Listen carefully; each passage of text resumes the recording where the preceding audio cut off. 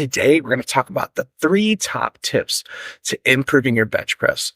On this channel, we talk about the squat, the bench, the deadlift. We try to figure out different things and different tips people need. And one of the things that we've heard a lot about are, what are the top tips to make you better at bench press?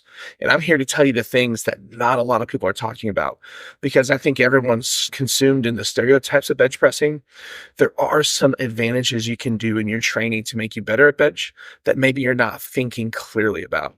So by the end of the video, I'm going to give you my 3 top tips, and I'm also going to give you some secret hacks to change the way you perform your bench press, how you program for your bench press, and to hopefully make your efforts get even better and better and better.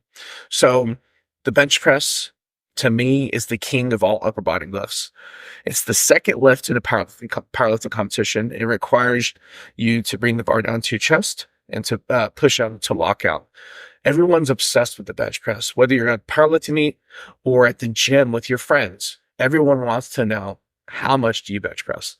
And one of the most concerning things is, what if you don't have a good bench press? How are you going to fit in socially with everyone else, not just in powerlifting, but amongst your friends and your peers at the gym as well? Well, like I said, by the time you finish this video, you'll have 3 great tips to equip you for a better bench press, a better performance, and to have more respect amongst your peers. So here are, in order from 3, 2, 1, my top tips for improving your bench press. So the third most important thing I think you need to understand today with your bench press is that you need to train opposing muscle groups. So the bench press, I defined it earlier, but I didn't go all the way into it. It's a pressing motion. It's a horizontal press. I know that when you lay down, it goes up vertically, but we're talking about from an anatomical position where people are standing upright. In regards to that position, it's a horizontal press, not a vertical press like a shoulder press. And it challenges 3 major muscles: your pecs, your triceps, and your front deltoid, the anterior deltoid. So you want to train opposing muscle groups so that they can help you learn to decelerate the weight. And what I mean by that is, when you do exercise, opposing muscle groups help you with exercise. Like the squat. The squat challenges your glutes and your quadriceps, right? But when you come down to squat, what helps you slow down the weight to make sure that you're not overloading too much is the hamstrings and the hip flexors. So the same thing happens with the bench. Your pecs help you press, which is a desirable part of the bench. Same thing with the triceps and the deltoids. Those 3 muscles help you press the muscle or press the movement. But when you come down, opposing muscle groups like the traps, the bicep, and the posterior deltoid, the rear deltoid, those muscles help slow down the weight so that you're not coming down too quick and you lose control. So I would definitely recommend that as much as you press, you need to pull. So those are opposing actions. And when you pull, you're training your traps, okay, which has to do with horizontal resistance, your rear deltoid, and part of your bicep too. I know it's not fully bicep, but whenever you flex the arm in an action of pulling, you do work the bicep. But regardless, as hard as you work the pecs, you got to work the back. Same thing with the triceps. If you do 100 push downs, you should do 100 curls to balance your effort and make your anatomy more equal. Now, the second tip that not a lot of people are doing is training for speed. So let's say today you hit a top set of 300 for 3 reps, okay? What I would suggest is, after that heavy stimulus or on a secondary day, take 80%, 70%, maybe not 60%. That might be too light so that it just seems too effortless, but take 70 to 80% of that top set and use it for speed. So let's say you built up to a heavy set of 3 at 300. What if you did 3 sets of 3 afterwards with speed at 70%, so 210? What happens right there is we're working on the rate of force development, RFD, and what that's telling you is, now we're not worried about the strength of the contraction, but how quick it can happen. Because when you bench press and bench press heavy, the quicker you can build that contraction and be more forceful and more dominant against the barbell, you're going to notice that the bar's going to fly and come out of position better than ever. So being strong is one thing, but being powerful and explosive, look up some of the best bench pressers in the world, like Julius Maddox and TD Smash. they're explosive and they're benching 7, high 7s, mid 7s.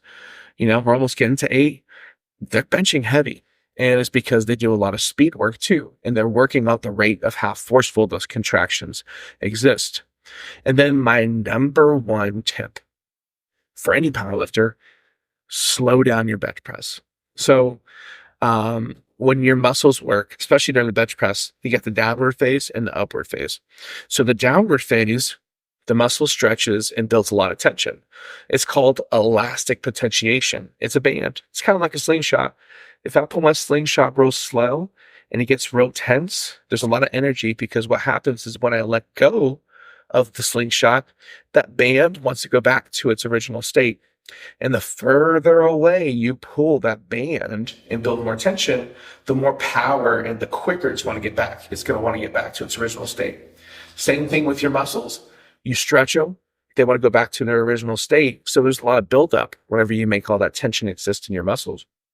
So like I told you, the muscle stretches on the downward phase, and those muscles that are stretching are the pecs, the triceps, the deltoids. So then when you press, they shorten and create the desirable effect of the movement. But if you come down real slow, what happens in that time is that you come down slow, you focus on where your touch point is, you get a lot of tension in your elbows, keep your elbows tight. You're able to have a conversation with yourself so that you can make sure that you're in the right place at the right time. So then whenever you're ready to press, all that tension's built up, a lot of tension, a lot of stress is built up. So then when you press, boom, you got all that energy to redirect. Sometimes you see those sternum blasters in the gym who just like crush their chest because they try to get a balance off their chest. I mean, it can work if you're weaker or, maybe you're not as advanced with your bench, but the people who are benching, high 3s, low 4s, mid 4s, upper 4s, 5s, they come down slower or have the intention to come down slow, because at the end of the day, if you're holding 550, 600 pounds in your hand, you might not come down super slow, but if the intention is to come down slow, build a lot of tension to redirect it to make it a better bench press. So hopefully you enjoyed my top 3 tips. Now, here's a secret little hack. If you want to learn how to be a better bench presser, you need to try the Spoto bench press. The Spoto, you stop about 1 inch or 2 from your chest, and then you press. That keeps a ton of tension in your chest. Because if you like to come down, rest it on your chest or bounce it off your chest, that contraction you're building all the way down, that stretch gets disrupted, and it's not as strong as it could have been if you stayed tense.